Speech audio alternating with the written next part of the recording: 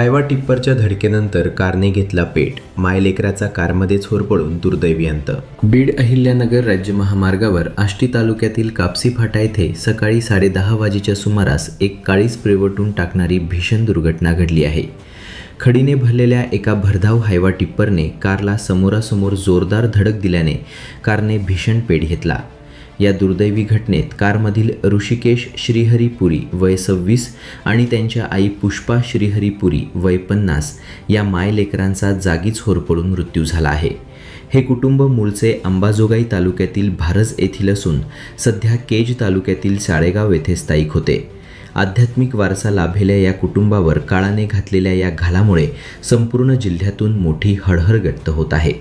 मिळालेल्या माहितीनुसार आष्टी तालुक्यात ग्रामसेवक म्हणून कार्यरत असलेले श्रीहरी पुरी यांचा मुलगा ऋषिकेश हा आपल्या आईला घेऊन नातेवाईकांच्या 13व्याच्या विधीसाठी गावी निघाला होता.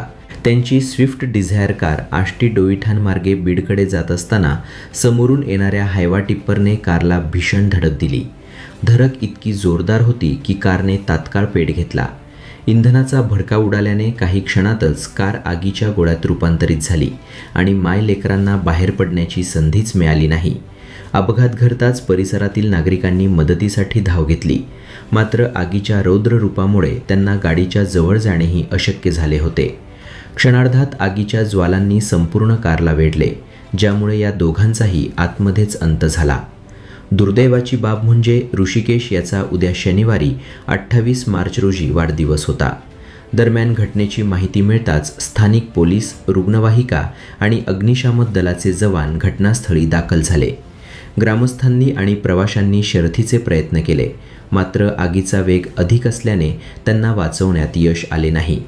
या घटनेनंतर महामार्गावरील वाहतूक काही काळ विस्कळीत झाली होती.